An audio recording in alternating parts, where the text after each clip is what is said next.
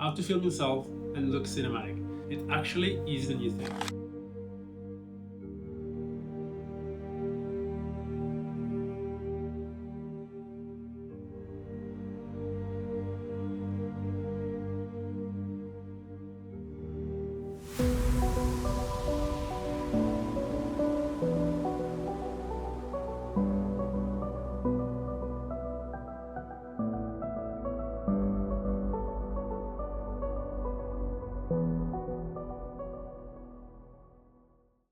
Hey guys, welcome back to a new video. So a few weeks ago I made this one video and I had a few sequences in there of me setting up the light, and I made it so it looked kind of nice and cinematic and creamy, and a few of you guys asked how did I get this shot all by myself. So I thought, why don't I just make a video about how do I get this cinematic look all by myself. Everything we're going to be using today is one key light. I use the Filward 225 bi-color light. It's amazing, with a big softbox and a grid on top.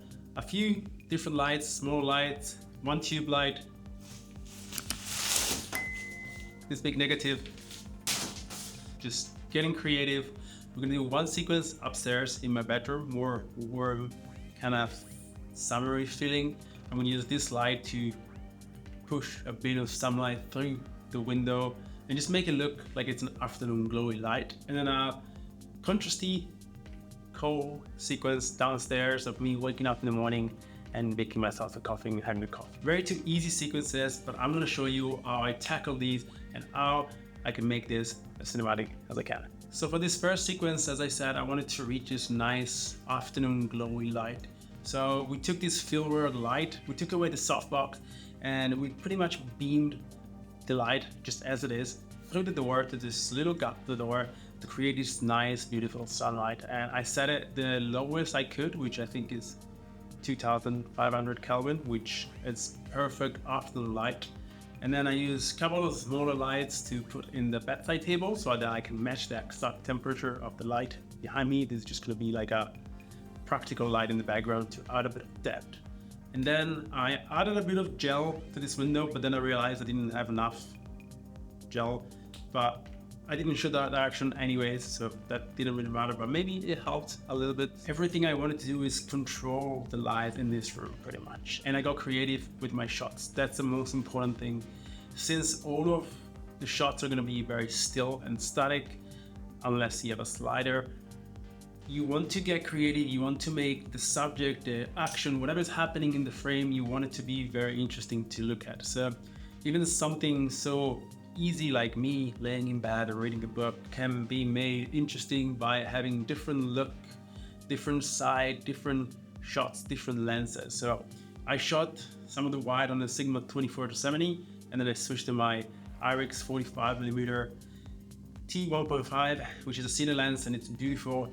There is a problem that it's a manual lens, so you definitely have to kind of get used to that look and kind of hoping that you're in focus. But after a few try, you can kind of understand what it's going where. So it's pretty easy to, adjust the focus. And I never shoot wide open when I shoot myself. I always shoot like T4, just to make sure that I'm easily in focus and it's not too hard to nail the focus. One main thing, if you're shooting at home, I would 100% recommend getting some good lights, small lights, key lights, tube lights.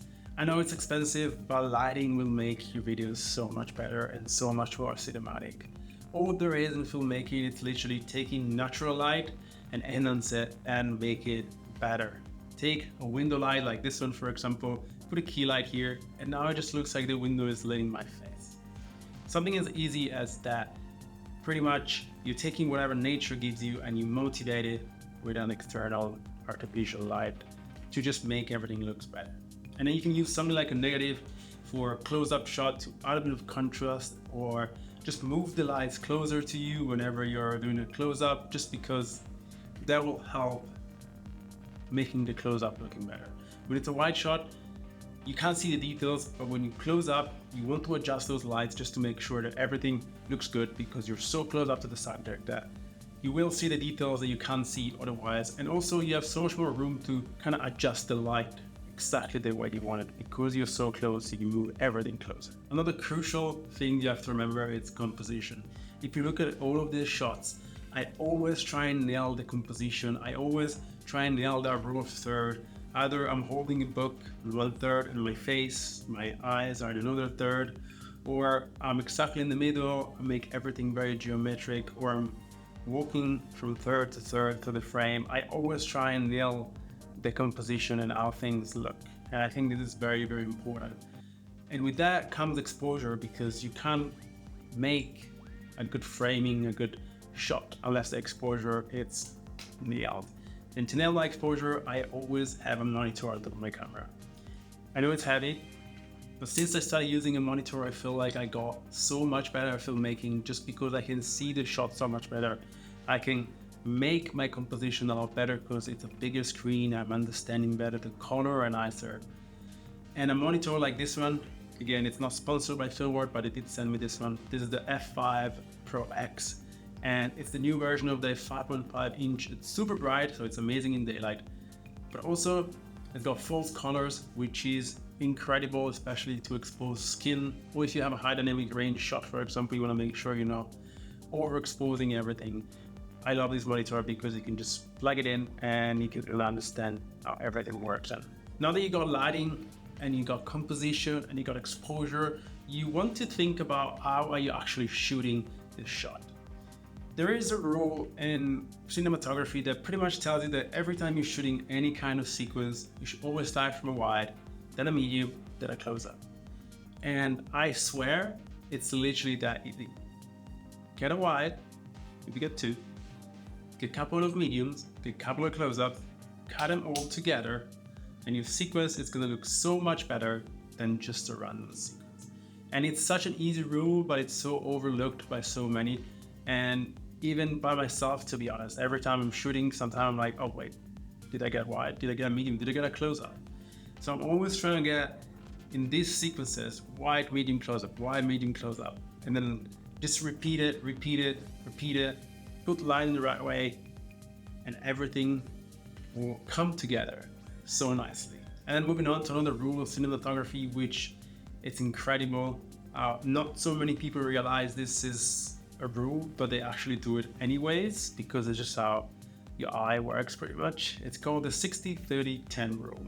This is more about the color of one specific shot. So when you're grading or when you're framing, when you're putting the shot together, you should always think about the 60-30-10 rule. 60% main color, 30% secondary color, 10% accent color, which means that in this shot, for example, the 60% is the warmth, the 30% is the white of the bed, and the 10% is the cooler shadows. And if you look at this shot together, it just makes sense. It just looks nice. Obviously, not every single shot has to be that way, but if you keep this in mind, together with everything else we talked about, it will definitely help your filmmaking, and it will definitely help making a cinematic sequence.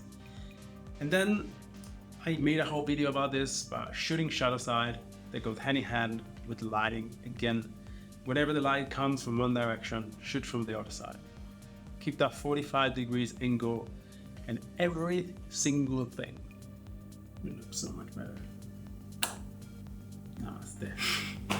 Now moving on from this indoor sequence, I actually shot a different sequence outside just to make you understand how I would use lighting on an outside situation. And in this case, I didn't need to use lighting, to be honest. The lighting was just a tone blue hour vibe, so it was just very kind of flat, nothing really happening. But having, again, a key light, a little bit toned down, a bit cooler. I think I used 6500 Kelvin for this one, just helping to add a bit of three-dimensional to the shot helped so much more. And I understand that sometimes if you're running on, if you're shooting outside, you can't bring lights, but even bringing one of these things, like a negative reflector thing, just put it next to the subject, or have a tube light, have a tiny light, just whenever you're shooting anything that you can control light or add light, definitely think about it, because it will make your videos so much better. And even if it's a sequence about yourself, this will add so much more depth and your video will just end up looking so much better. So it's literally that easy. Use lighting and your sequences will look cinematic. There you have it. These are my tips on how to film yourself and look cinematic. Lighting, shoot shadow side, composition, exposure, framing. Be creative with your shots. That's all there is to it. I know it seems like a lot, but practice, practice, practice, and you will reach perfection. Perfection doesn't exist, but you will get there. You will get there. We'll get there. So thanks again for sticking around, guys, and I'll see you in the next video next week.